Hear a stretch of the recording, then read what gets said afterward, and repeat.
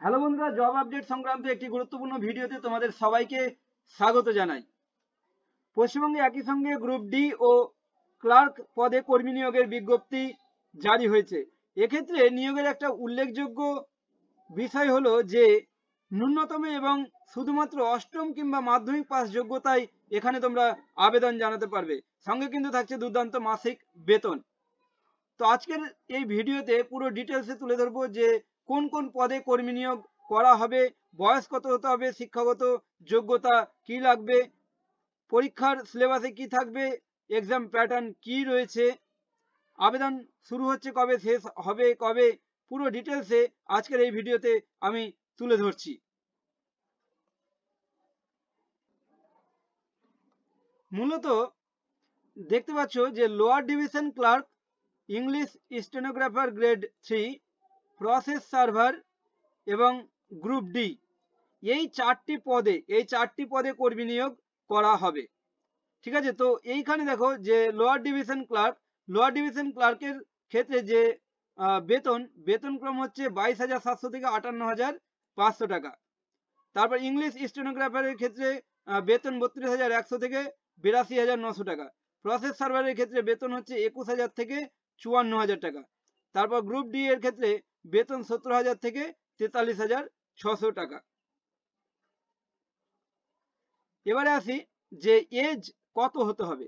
দেখো এখানে যে for the post of English stenographer, এক্ষেত্রে 1 জানুয়ারি 2025 অনুযায়ী বয়স হতে হবে 18 থেকে এখানে দুটো 18 থেকে 35 বছর in case of person belonging to the schedule caste and other backward classes, 37 years in case of person belonging to schedule tribe and other category person, and 32 years of any other person। ঠিক আছে, তাহলে বয়স হতে হবে 18 থেকে মূলত এখানে যা দেখতে পেলাম যে 37 বছর পর্যন্ত। এবার দেখো for the post of lower division clerk, process server and group D, এই ক্ষেত্রে বয়স হতে হবে কত? On the 1 January 2025 candidate must attain the age of 18 years, অর্থাৎ 18 বছর হতে হবে এবং 18 থেকে 40 বছর 40 years of any other person, অর্থাৎ 18 থেকে 40 বছরের ক্যান্ডিডেটরা আবেদন করতে পারবে। আর এসসি এসটি ওবিসিদের ক্ষেত্রে ছাড় রয়েছে, যেমন 43 বছর পর্যন্ত শিডিউল কাস্ট এবং আদার ব্যাকওয়ার্ড ক্লাস অর্থাৎ ওবিসি ক্যান্ডিডেটরা আবেদন করতে পারবে এবং 45 বছর পর্যন্ত ক্যান্ডিডেটরা এসটি ক্যান্ডিডেটরা আবেদন করতে পারবে। ঠিক আছে, এ হলো বয়স। দেখো এবারে এডুকেশনাল কোয়ালিফিকেশন কোন পদের ক্ষেত্রে কি রয়েছে। দেখো for the post of English stenographer grade 3, এক্ষেত্রে কি candidate applying for the post of English stenographer must have passed Madhyamik or equivalent examination conducted by any recognized board or institution and at least a certificate of knowledge in computer operation with knowledge of writing in shorthand from a recognized institution, অর্থাৎ মাধ্যমিক pass হতে হবে এবং তার সাথে computer certificate মানে computer operation certificate থাকতে হবে, কম্পিউটার জ্ঞান থাকতে হবে। তারপর ফর ইংলিশ স্টেনোগ্রাফার এ minimum speed at 80 word per minute in shorthand and a minimum speed at 30 word per minute in typewriting from a legible manuscript in English for 10 minutes are required। এরপর for the post of lower division ক্লার্কের ক্ষেত্রে কি Madhyamik pass হতে হবে, যে must have passed Madhyamik or equivalent examination conducted by any recognised board or institution, Madhyamik pass হতে হবে এবং must have knowledge in the vernacular of the state, অর্থাৎ রাজ্যের স্থানীয় যে ভাষা বা আঞ্চলিক ভাষা জানতে হবে। তারপর for the post of process server, এক্ষেত্রে কি must have passed class 8 from any recognized school or recognized madrasa or any other recognized equivalent institution। 8 pass যোগ্যতায় প্রসেস সার্ভার পদে আবেদন করা যাবে এবং তার সাথে সাথে must have knowledge in the vernacular of the state, অর্থাৎ রাজ্যের স্থানীয় যে ভাষা সেই ভাষায় জ্ঞান থাকতে হবে। তারপর for the post of group D, এক্ষেত্রে candidate applying for the post of group D must have passed class 8 from any recognized school or recognized madrasa or any recognized equivalent institution and must have knowledge in the vernacular of the state, অর্থাৎ রাজ্যের যে স্থানীয় ভাষা সেই ভাষায় জ্ঞান থাকতে হবে। ঠিক আছে, এ হলো তার মানে কি দেখলে তোমরা দেখলে যে 8 পাস থেকে মাধ্যমিক পাস যোগ্যতায় কিন্তু এক্ষেত্রে আবেদন করা যাবে। আর মোড অফ সিলেকশন প্রসিডিউর কি রয়েছে, যে for the post of English stenographer এক্ষেত্রে টায়ার 1 এ হবে ওএমআর অ্যান্সার সেট অর্থাৎ এমসিকিউ টাইপের প্রশ্ন থাকবে 100 নম্বরের 50টা কোশ্চেন 2 নম্বর করে থাকবে এক একটা প্রশ্নে। আর পরীক্ষার সময় হচ্ছে 60 মিনিট, 60 মিনিটের পরীক্ষা হবে।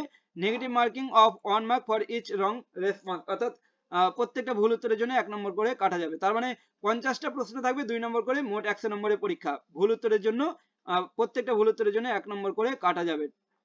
এরপর এরপর হবে কি যে the number of candidate maximum 10 times of the vacancies shall be called for tier 2 and 3 examination, অর্থাৎ টায়ার 1 এর পর হবে টায়ার 2 এবং 3 এক্সাম।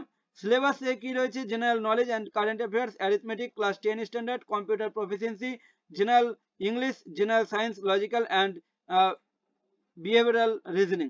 তারপর tier 2 dictation and transcription test, full mark 50। তারপর tier 3 typing in computer and computer operation, full mark 50। তারপর tier 4 on the basis of the result of tier 2 and 3 examination, number of candidate maximum 5 times of the declared vacancy shall be called for tier 4 examination, that is viva voice and personality test। তাহলে এক্ষেত্রে tyre 1, tier 2, tyre 3, tyre 4 এই পরীক্ষাগুলো হবে। Tyre 1 এ সফল হলে তারপর tier 2, 3 তে যাওয়া যাবে, ঠিক আছে। Admit card issued at the inception shall be valid for further stage of examination including viva voice। এরপর আসি আমরা লোয়ার ডিভিশন ক্লার্কের ক্ষেত্রে কি রয়েছে সিলেকশন প্রসিডিওরটা। প্রথমে হবে টায়ার 1, টায়ার 1 এর পরীক্ষা হবে 100 নম্বরের, 50টা এমসিকিউ থাকবে 2 নম্বর করে প্রত্যেকটা। সময় হচ্ছে 60 মিনিট, 60 মিনিটের পরীক্ষা হবে। প্রত্যেকটা ভুল উত্তরের জন্য 1 নম্বর করে কাটা যাবে, ঠিক আছে। তারপর টায়ার 1 এ সফল হলে তারপর টায়ার 2 তে ডাক পাবে। সিলেবাসে কি রয়েছে টায়ার 1 এর? General knowledge, current affairs, arithmetic, class 10 standard, computer proficiency, general English, general science, logical and behavioural reasoning. তারপর টায়ার 2 এটা হচ্ছে conventional descriptive type test, full mark হচ্ছে 100। সিলেবাসে কি রয়েছে? English essay, report and precis writing, Bengali paragraph writing, Bengali grammar, English to Bengali and Bengali to English translation. আর tier 3 তে রয়েছে on the basis of the result of tier 2 examination, number of candidate maximum 5 times of the declared vacancy shall be called for tier 3 examination, that is viva voice. অর্থাৎ tier 1, tier 2 পর হবে interview হবে। The final merit list will be prepared on the basis of marks obtained by the candidate in tier 2 and tier 3। অর্থাৎ tyre 2 তে হবে যে descriptive টাইপের পরীক্ষা হবে সেইটা, এবং টায়ার 3 তে যে ইন্টারভিউ হবে তার উপর ভিত্তি করে মেরিট লিস্ট তৈরি হবে। Admit card issued at the Inception shall be valid for further stage of examination including viva voice. তারপর প্রসেস সার্ভারের ক্ষেত্রে কি রয়েছে? প্রসেস সার্ভারে রয়েছে টায়ার 1 পরীক্ষা হবে, ওএমআর সিটে পরীক্ষা হবে।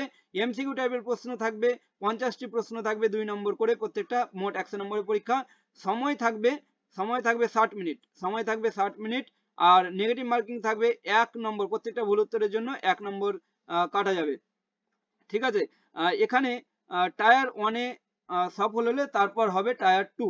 তো টায়ার 1 এর যে সিলেবাসে রয়েছে general knowledge and current affairs, arithmetic, class 8 standard, computer proficiency, general English, general science, logical and behavioural reasoning. তারপর টায়ার 2 হচ্ছে কনভেনশনাল ডেসক্রিপটিভ টাইপের প্রশ্ন হবে, মোট 100 নম্বরের প্রশ্ন হবে। সিলেবাসে থাকবে English paragraph writing, report writing, English grammar, Bengali paragraph writing, Bengali grammar. এরপর হচ্ছে টায়ার 3 কি? টায়ার 3 হচ্ছে ভাইভা ভয়েস আর ইন্টারভিউ, পার্সোনালিটি টেস্টে থাকবে 30 নম্বর।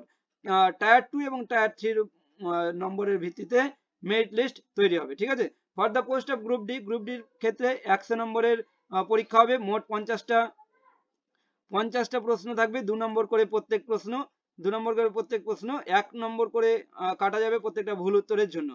টায়ার 1 এর পর হবে টায়ার 2, যারা টায়ার 1 এ সফল হবে তারা টায়ার 2 পরীক্ষা দিতে পারবে।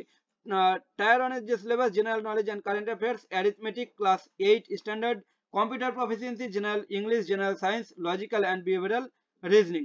টায়ার 2 কি? কনভেনশনাল ডেসক্রিপটিভ টাইপ হবে, 100 নম্বরের পরীক্ষা হবে। এক্ষেত্রে সিলেবাসে English paragraph writing, report writing, English grammar, Bengali paragraph writing, Bengali grammar. Tyre 3 কি? On the basis of result of tier 2 exam, tyre 3 হচ্ছে ভাইভা ভয়েস আর পার্সোনালিটি টেস্ট, অর্থাৎ ইন্টারভিউ হবে 30 নম্বরের। যারা টায়ার 2 তে সফল হবে তারা হচ্ছে ইন্টারভিউ এর জন্য ডাক পাবে। তো এই ছিল পরীক্ষার সিলেবাস, ঠিক আছে। পরীক্ষার যে ফর্ম ফিল আপ শুরু হয়েছে 1 ফেব্রুয়ারি 2025 থেকে, চলবে 28 ফেব্রুয়ারি 2025 পর্যন্ত এই ফর্ম ফিল আপ করা যাবে। ফর্ম ফিল আপ যে কোথায় এই ফর্ম ফিল আপটা করা যাবে। এখানে দেখো যে ওয়েবসাইটটি দেওয়া রয়েছে, এই ওয়েবসাইটে গিয়ে আবেদন করতে হবে। এই যে দেখতে পাচ্ছ purbo.mednipur.decode.gov.in, অর্থাৎ পূর্ব মেদিনীপুর জেলার যে জেলা আদালত, সেই জেলা আদালতে কর্মী নিয়োগের এই বিজ্ঞপ্তিটি প্রকাশিত হয়েছে। তো ভীষণ ভালো এটা একটা সুযোগ যে বিভিন্ন পদে কর্মী নিয়োগের বিজ্ঞপ্তি প্রকাশিত হয়েছে। ক্লাস 8 থেকে মাধ্যমিক পাস যোগ্যতার ক্যান্ডিডেটরা কিন্তু আবেদন করতে পারবে। তো তোমরা যারা এই ক্ষেত্রে আবেদন করব বলে ভাবছো, অবশ্যই আবেদন করে দাও দেরি না করে। 28 ফেব্রুয়ারি 2025 পর্যন্ত আবেদন করা যাবে। তো চাকরি সংক্রান্ত বিভিন্ন গুরুত্বপূর্ণ আপডেট পেতে আমার চ্যানেলে যুক্ত হয়ে যাও। এখন এই পর্যন্তই, দেখা হচ্ছে পরবর্তী ভিডিওতে। Thank you so much.